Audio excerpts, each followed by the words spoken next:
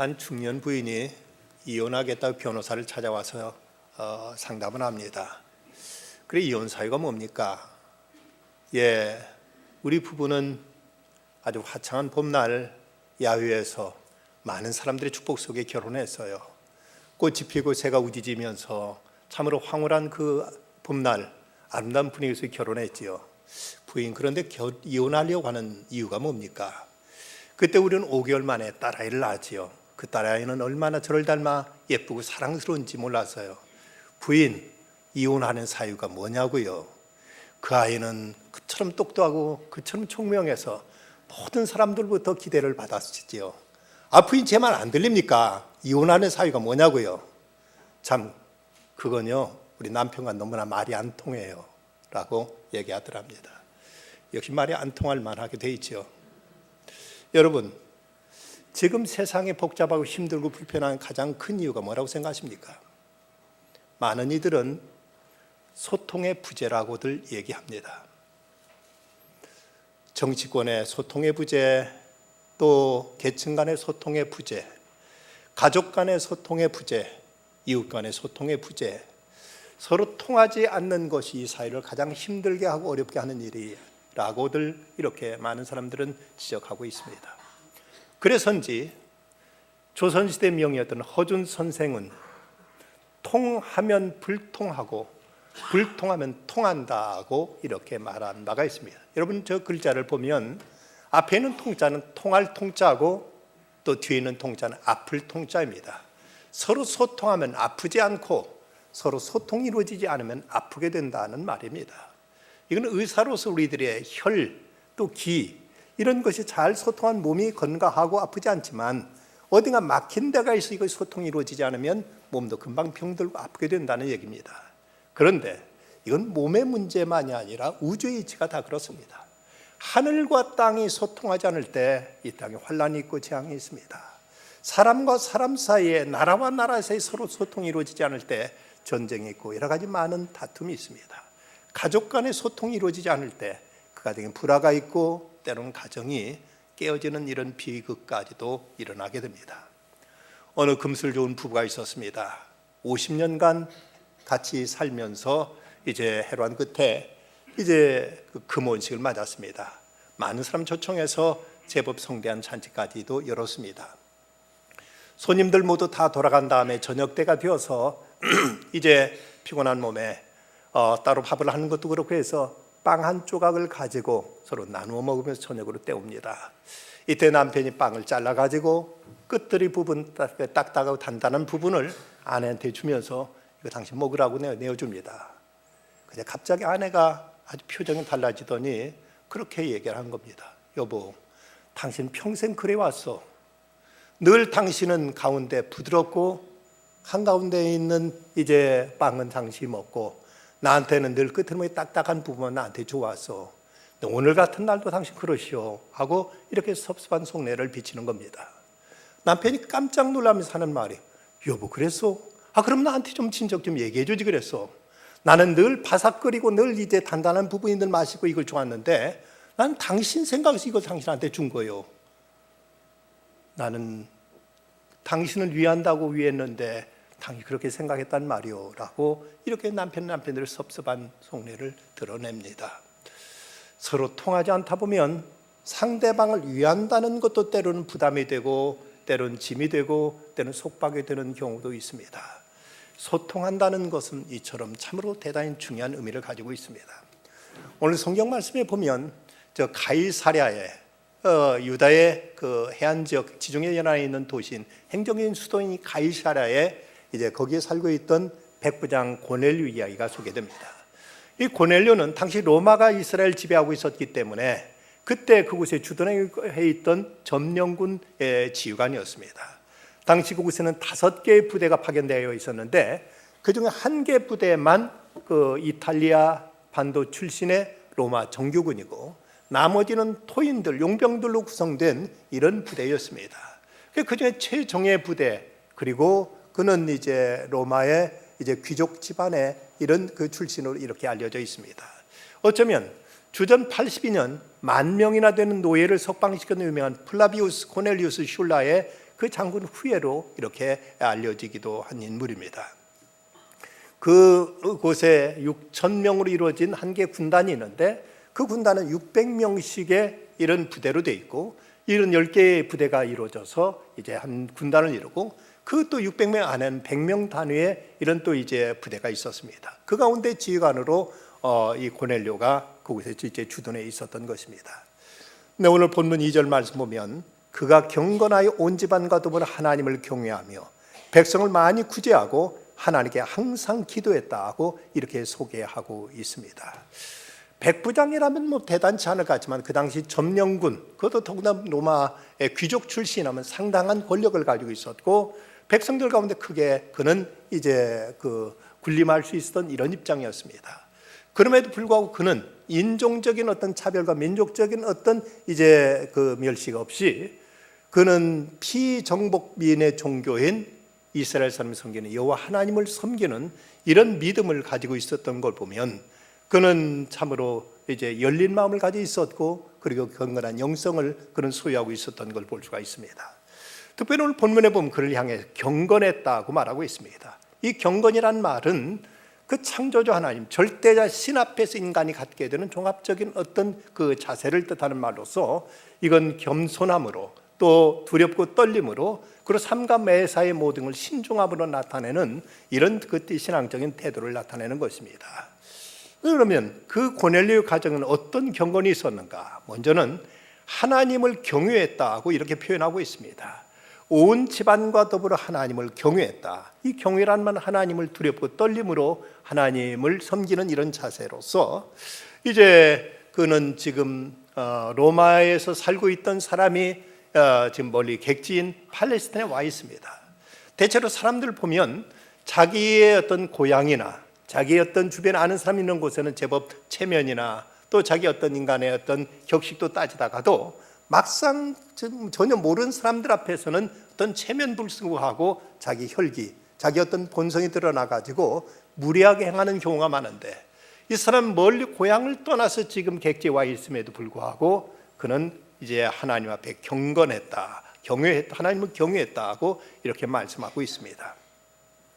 뿐만 아니라 4절 말씀 보면 의인이요 하나님을 경외하는 사람이라 온 유다 족속이 유다의 온 족속이 칭찬했다 하면서 하나님과 사람들 앞에서도 그는 단정했고 바랐고 그리고는 그는 이제 성실한 삶을 살았던 것을 볼 수가 있습니다.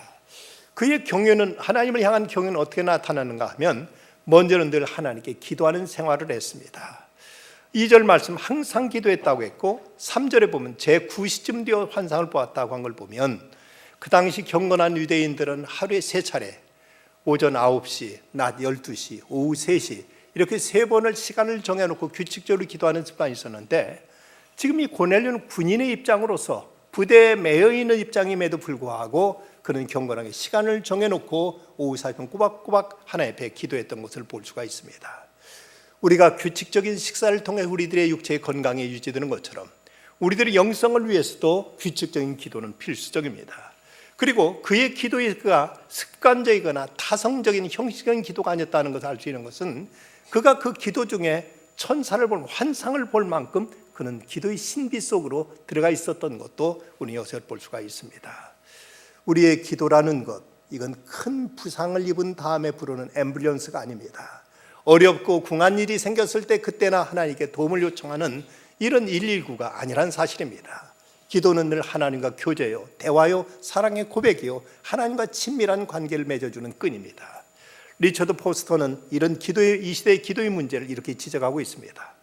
우리가 하는 대부분의 기도는 은혜에 의하여 저절로 타오르는 것이 아니라 필요에 의하여 이끌림을 받는 것이다. 우리의 기도는 찬송이 아니라 울부짖음이다. 우리의 기도는 다정한 대화가 아니라 가부간의 의사타진이다. 승리의 나팔소리보다도 초라하게 떠는 소리가 난다. 강건함을 위하여 구하기보다는 근근히 유지하기 위하여 구하고 있다.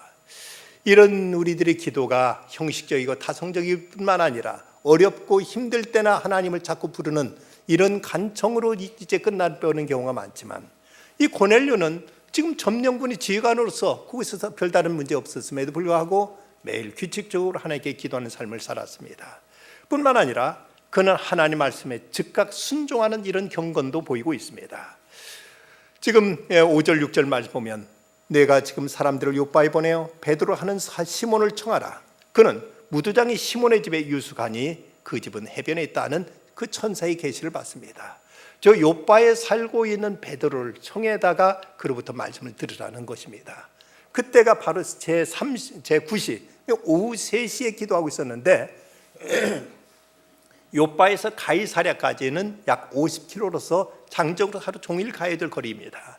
그런데 즉각 그를 자기의 종들을 보냈기 때문에 그가 저들이 도착한 시간은 24절 25절에 보면 9절에 보면 이튿날 제6시경에 도착했다. 다음 날 낮에 도착을 보면 그 천사의 계시를 듣자마자 바로 사람을 보냈던 것을 우리는 알 수 있습니다. 이것을 볼 때 저는 얼마나 하나님 말씀이면 지체하지 않고 여기서 꼼꼼히 따져보거나 여기에 대해 나름대로 계산하거나 여기에 대해서 나름대로 어떤 자기 이유를 달지 않고 즉각 하나님 말씀 앞에 순종하는 이런 태도를 보였던 것입니다. 뿐만 아니라 그는 하나님의 종 앞에도 최고의 예우를 다는 걸 볼 수가 있습니다. 24절 25절에 보면 고넬료가 그의 친척과 가까운 친구들을 모아 기다리더니 마침 베드로가 들어올 때 고넬료가 맞아 발 앞에 엎드려 절했다고 이렇게 기록되어 있습니다. 고넬료 신부는 점령군 장교입니다. 그리고 베드로는 비록 그가 수제자라고 할지라도 그의 출신은 갈릴리 바다에서 물고기 잡던 어부 출신이요. 그리고 자기들이 지배하고 있던 그 피지배 민족이라는 걸 생각하면 이건 파격적입니다. 자기 혼자만 그냥 맞이한 것도 아니고 가족들과 자기 친지들과 친구들까지 다 불러놓고 함께 베드로를 맞이했고 베드로가 들어오니까 여러 사람들 보는 앞에서 이 장교로서 지휘관에서 체면도 있을 텐데 그 앞에 넙죽 엎드려 절을 하면서 맞이했던 것입니다. 엎드렸다는 이 말은 이 헬라어 프로스코네오라고 해서 이 말은 경배하다는 뜻입니다. 엎드려 그 앞에 절하다, 예배한다는 뜻을 가지고 있는 이런 표현입니다. 마치 하나님이 그 가정에 찾아오신 것처럼 그 앞에 넙죽 엎드리며 그 앞에 경배하며 베드로를 맞이할 때 베드로가 그걸 보고 깜짝 놀라면서 이러지 마시오, 나도 사람이요 하면서 그를 붙들어 이렇게 세우는 모습을 보일 만큼 그런 최고의 예우를 다하는 모습을 통해서 하나님께 대한 경외의 자세를 이렇게 드러내고 있습니다. 그런가 하면 이 고넬료의 가정은 온 가족이 함께 하나님을 섬기는 믿음의 소통이 있었습니다. 온 집안과 더불어 하나님을 경외했다. 혼자서만 하나님을 섬긴 것이 아니라 온 가족이 함께 하나님을 섬겼고 그의 친지들과 친구들까지 불러서 함께 하나님 말씀을 듣도록 이렇게 권면하는 모습 속에서 그가 얼마만큼 가정 안에서나 주변 사람들부터 신뢰를 받았고 권위 있었던 것인가를 우리가 알 수가 있습니다.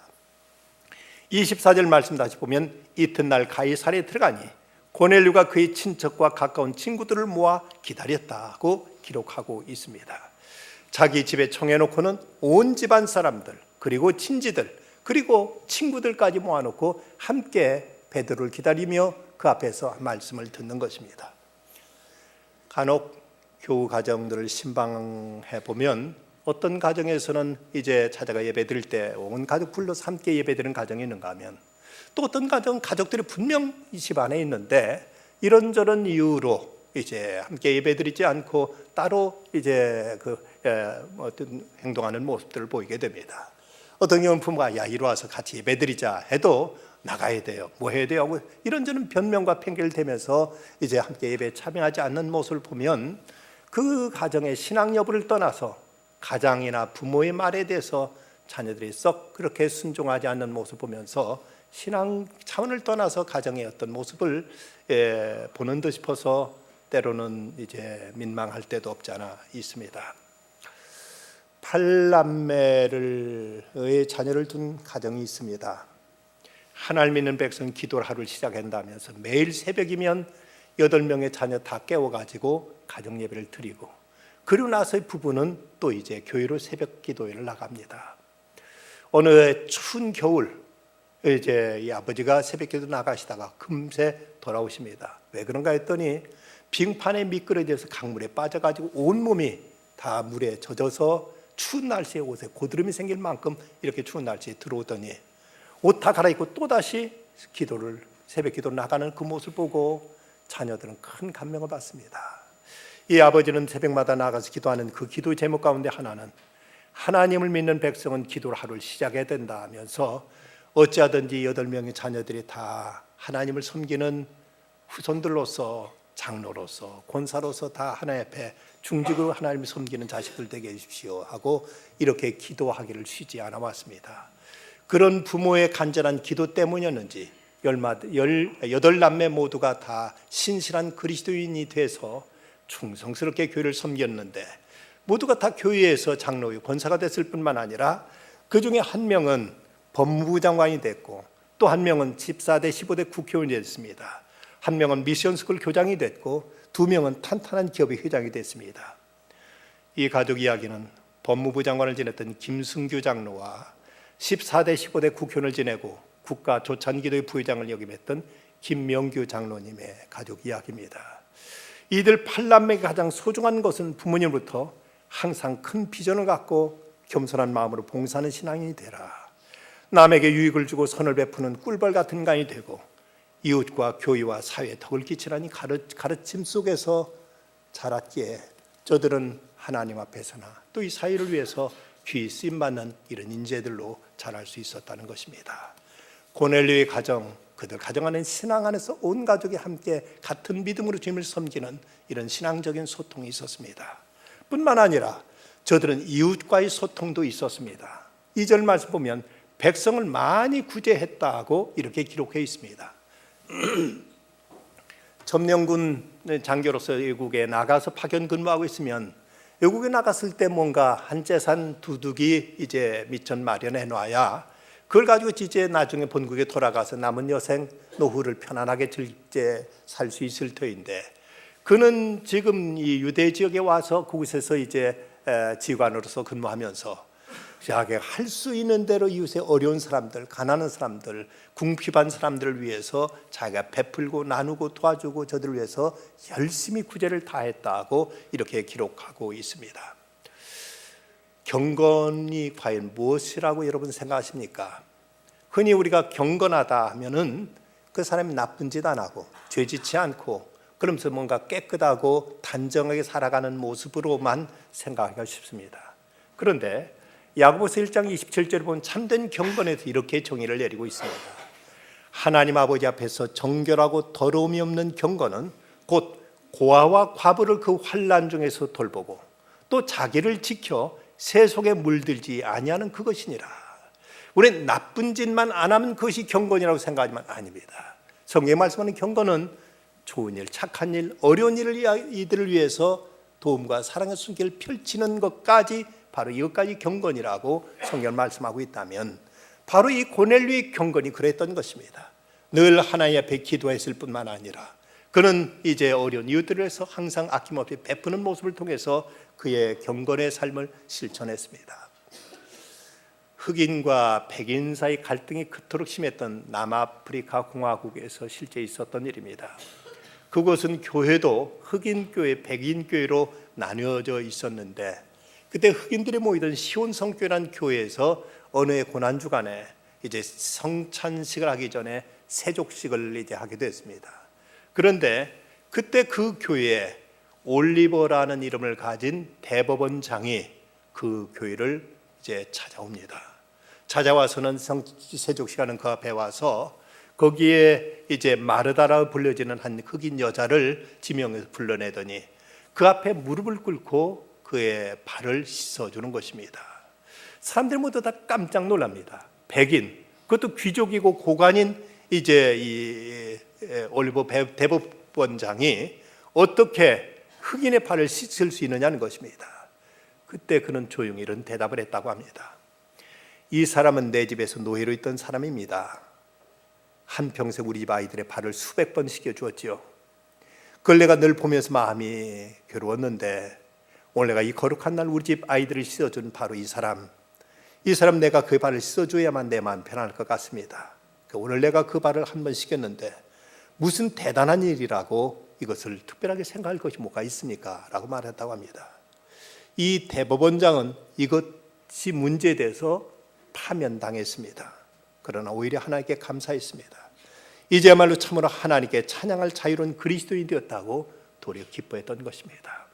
바로 고넬료, 그는 유대인들, 어쩌면 로마 사람들은 그들을 멸시했고 천시했던 유대인들, 그들을 위해 군림하던 이런 지휘관으로 있으면서도 그들에게 아낌없이 베풀고 나누는 이웃에 대해서 열린 자세로 살아갔던 이런 인물이었습니다. 이런 고넬료의 가정을 하나님은 어떻게 축복해 주셨는가? 먼저 그의 기도와 경건을 하나님께서 기억해 주셨습니다. 내 기도와 구제가 하나님 앞에 상달되어 기억하신 바가 되었다고 4절은 말씀하고 있습니다. 여러분, 우리가 나름대로 열심히 기도하고 또 나름대로 많이 베푼다 할지라도 우리가 행하는 이 기도와 우리의 구제를 하나님이 인정하지 아니하시고 하나님이 듣지 아니하시고 하나님이 받아주지 않는다면 이것이 무슨 의미가 있겠습니까? 마지막 심판대에 설 때 그날을 우리가 상상해 보면 우리에게 가장 궁금한 것은 과연 그때 우리 예수님이 나를 안다고 하실까? 그동안 내가 주님 앞에 드렸던 모든 기도를 주님께서 과연 들으셨을까? 내가 주님 앞에 드렸던 헌신과 봉사를 하나님은 다 인정하시고 받아주셨을까 하는 것이 우리 가장 큰 관심사일 터인데, 고넬료, 그는 그의 기도 그리고 그의 구제를 하나님께서 기억하셨다고 이렇게 성경은 말씀하고 있습니다. 뿐만 아니라 그의 가정은 복음을 듣고 구원받는 축복을 받게 됩니다. 그는 아직 이제 구약만 믿고 있었고 그는 이제 아직 예수 그리스도에 대해서 전혀 알지 못하고 있었습니다. 그런데 베드로를 불러다가 이제 최초로 복음을 듣게 됩니다. 복음이 그에게 선포될 때 성령이 임했고 성령이 임하는 모습을 봤을 때 베드로는 이렇게 이방인인 이 사람 가정에도 성령이 많은데 우리 어찌 세례 주는 것을 금할 수 있겠느냐 하면서 온갖 세례를 베풀었고 그 가정은 구원받는 가정으로 이렇게 인쳐지게 됩니다. 당시 아직 고넬료는 할례도 받지 않은 상태라서 이어지는 말씀 11장에 가보면 할례주의자들이 베드로를 공격하면서 너는 왜 무할례자의 집에 들어가서 함께 먹었느냐고 베드로를 공박한 내용을 보면 그는 할례도 받지 않았던 사람이지만 이렇게 베드로를 통해 복음을 듣고 그리스도를 영접함으로 온 가지 구원을 받게 되는 이 축복이 그에게 임하는 것입니다. 뿐만 아니라 그 가정은 이제 최초로 온 가족이 세례받고 그리고 이방 선교의 문을 여는 축복의 통로가 되었습니다. 사도행전의 그 구조는 오직 성령이 너희가 마시면 너희가 권능을 받아서 예루살렘과 온 유대와 사마리아 땅끝까지 이런 내증이 되라는 그 말씀 그대로 예루살렘에 시작된 복음이 온 유대로 사마리아 지역으로 그리고 온 땅끝까지 퍼져나가는 그 구조로 사도행전이 기록되어 있는데 바로 이 고넬료의 가정이 이방인으로서 예수를 믿고 온 가족 세례받음으로 인해서 이 가정을 통해서 이방 선교의 문이 활짝 열려지는 이런 계기가 마련됩니다. 이전까지만 해도 유대인들끼리만 믿었고 유대인이라는 어떤 민족적인 그 편견과 거기에 대한 어떤 이제 그 장애로 인해서 이방인에게 나가지 못했었는데 바로 고넬료 가정이 예수를 믿게 됨으로 인해서 이제 이방 세계를 향해서 복음이 열려지는 이런 축복의 통로로 저들이 쓰임받게 되었습니다. 참으로 저들은 하나님 앞에 귀하게 쓰임받는 아름다운 축복의 가정을 이룰 수 있었습니다. 한국교회 역사 초기에 기도로 쓰임받은 한국판 고넬료 같은 가문이 있습니다. 저 평북 의주에서 태어나서 어릴 적 서당에서 한학을 배웠고 그리고 글쓰기에 뛰어났고 사람들로부터도 그 성실함이 인정받았던 청년이 있었습니다. 그는 이제 중국을 오가면서 홍삼 장사를 했는데 근데 만주에 갔다가 거기서 장티푸스에 걸리게 되고 맙니다. 거기 걸려가지고는 그는 고생할 때 영국인 의사인 헌터의 치료를 받고 그의 소개로 맥킨타이어라는 선교사를 만나서 그를 통해 복음을 받고 그리스도인이 되었습니다. 그리고는 그 맥킨타이어의 소개로 만난 로스 선교사를 통해 로스 선교사를 만나서 그는 이제 저 중국 선양에서 성경을 최초로 우리말로 이제 번역하는 일에 참여해서 우리나라 최초의 한글 성경 로스역이라는 성경을 바로 이제 번역하는 일에 그는 이제 헌신했습니다. 그리고 그는 황해도 소래로 건너와서 거기서 성경을 이제 판매하고 성경을 이제 보급하는 이 권서인으로서 일하다가 여기서 자기 집안과 더불어 이 소래에다가 최초의 한국인 교회를 세우게 되고 그리고는 이제 세문안 교회를 세우는 일에 이 사람이 또 주도적인 역할을 하게 됩니다. 세문안 교회가 처음 세워질 때 14명의 세례교인이 있었는데 14명 중에서 13명을 바로 이 사람이 전도해서 예수 믿게 하고 세례받은 사람입니다. 그 사람 이름이 바로 서상륜이라는 사람입니다. 그는 서경조와 함께 우리나라 초기 기독교인의 아주 유명한 명문 가정을 이루게 되었고, 그리고 우리나라 기독교계 이제 사회적인 활동가인 서경석 목사와 같은 집안을 이루고 있는 사람입니다. 여러분, 우리 가문이, 우리 가정이 이렇게 하나님의 귀하게 쓰임 받을 수 있다면 이것이 얼마나 우리가 큰 축복이고 얼마나 큰 이제 우리 자자손에 물려준 큰 신앙의 유업인가. 참으로 하나님과 소통하고 가족 간에 하나 되었고 이웃과 소통했을 때 그 가정은 이렇게 아름답게 하나님의 앞에 쓰임을 받을 수 있었습니다. 치킨 숲 스토리에 나오는 이야기입니다. 21년 차 결혼 생활을 하고 있던 미국인 한 부부가 이제 20여 년 같이 살다 보니까 그 신혼 초의 그 설레임도 사랑의 뜨거움도 어느덧 식어버리고 그냥 그저 타성에 젖어서 무료하게 그렇게 살아가고 있었습니다. 어느 날 그 부인이 이런 제의를 하는 겁니다. 여보, 우리 가정의 두 간에 더 어떤 그 익사이팅한, 서로 설레이고 서로 가정의 사랑을 더 뜨겁게 하기 위해서 내가 한 가지 제안하겠다. 뭐냐? 내가 지정하는 한 여인과 당신 데이트를 좀 하라. 당신 무슨 얘기냐? 당신 무슨 정신 나간 얘기 하느냐고 화를 냈습니다. 아니다. 내가 많이 고민하고 많이 생각하고 당신한테 이제 제안하니까 내 얘기 좀 한번 해봐라. 내가 다 지금 예약해놨고 내가 다 이제 티켓도 사놨으니까 고급 레스토랑이가 그 여인과 같이 식사를 하고, 그러면 식사하면서 그 얘기, 그 당신 여러 말 하려고 하지 말고 그 여자의 얘기를 잘 경청해라. 그리고 식사가 끝나면 극장에 가서 같이 영화를 보면서 그 여자 손을 꼭 붙들고 영화를 보고, 그리고 10시까지 돌아와서 나한테 그 당신의 이야기, 이제 느낌을 얘기다오 하고 부인이 얘기하는 겁니다. 자기는 말도 안 된다고 했지만 너무 이제 거의 진지하게 얘기했고, 자기도 어떤 사람이길래 도대체 아내가 이렇게 이제 권하는가 어떤 호기심이 생겨서 그 사람이 그 여자가 도대체 누구냐고 이렇게 물었습니다. 근데 아내가 털어놓는데 보니까 바로 자기 어머니였습니다. 어머니가 남편을 여의고 20년 동안 홀로 지내면서 따로 떨어져 살고 있었는데, 이제 그동안 어머니를 뵌 지도 오래됐던지라 아내의 말을 듣고 어머니한테 전화를 드렸습니다. 그때 어머니가 그토록 반가워하면서 그래 이제 네가 이리 와라 해서 차를 몰고 어머니한테 찾아갑니다. 그때 어머니는 얼마나 기다렸는지 옷도 깨끗하게 갈아입고 화장까지 하고 이제 밖에 나와 기다리고 있었습니다. 어머니를 태우고 식당에 가서 식사를 하면서 식사하기 위해서 어머니 뭘 드시겠어요? 하고 물었습니다. 그랬더니 어머니가 어렸을 때는 내가 너한테 너 뭐 먹을래? 하고 물었는데 이제 네가 나한테 이렇게 말하는구나. 그러면서 함께 식사하면서 어머니의 많은 얘기를 들었습니다. 식사가 끝난 다음에 극장에 가서 영화를 보면서 어머니 손을 꼭 잡았습니다. 그리고 집에 이제 끝나서 돌아서려고 하니까 어머니가 묻습니다. 애야, 이거 네 생각이었니? 아니요, 실은 집사람이 제안했던 거예요. 그래, 다음 주말에는 내가 내 집사람, 내 아내와 데이트하겠다고 신청해다오 라고 말하고는 헤어졌습니다. 이때 극장에 나오면서 그 모자의 눈은 벌써 감동에 젖어 있었고, 그리고 이제 집에 돌아오면서 아내의 배려가 그토록 고마울 수가 없었습니다. 자기 집에 들어서는 순간 이 집이 천당이 아닌가 하는 이런 그 가정에 대한 소중함을 느끼게 됐다는 것입니다. 여러분, 이 시대 많은 가정들이 깨어지고 있고 많은 가정들이 무너지고 있습니다. 함께 동숙자로 살고는 있지만 서로 대화가 통하지 않고 서로 이야기가 서로 말이 없이 그렇게 지내고 있을 뿐, 작은 것 하나에도 서로 상처받고 이런저런 이유로 갈라서고 헤어지고 깨어지는 가정들이 얼마나 많이 늘어나고 있는지를 모릅니다. 여러분, 우리 가정이 진정 바른 가정이 되기 위해서는 온 가정이 함께 하나님을 섬기는, 하늘과 소통하는 가정이 되어야 됩니다. 가족 간에 서로 배려와 서로 관심과 사랑으로 가정이 하나 되어야 됩니다.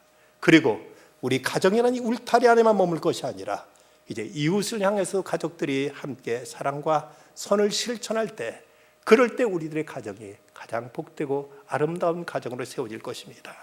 성경은 말씀합니다. 가산이 적어도 여호와를 경외하는 것이 크게 부하고 번뇌하는 것보다 나으니라. 채소를 먹으며 서로 사랑하는 것이 살찐 소를 먹으며 서로 미워하는 것보다 나으니라. 모든 우리 믿음의 가족들 이런 하나님의 귀한 축복이 충만하시기를 간절히 기원합니다. 기도하시겠습니다. 걸어가신 아버지 하나님, 서로가 서로를 모르고 서로가 막힌 가운데 늘 벽을 느끼며 살아가는 이 시대 속에서 옛날 고넬료의 가정과 같이 늘 하늘과 늘 소통하며 살아가는 저희들 되게 하시고, 온 가족의 믿음 하나 되어서 한 믿음 한 신앙으로 주님을 섬기는 가정들 되게 해주시며, 하나님 이제는 이웃을 향해서 마음을 열고 저들의 사랑으로 다가갈 수 있는 저희들 다 되게 하여 주시옵소서. 그래 이 땅에 살아가고 있지만 천국을 경험할 수 있게 해주시옵시고, 하늘의 평안과 하늘의 위로와 하늘의 소망이 넘치는 가정들 다 되도록 축복하여 주시옵소서. 우리 주님 예수 그리스도의 이름으로 기도드리옵나이다.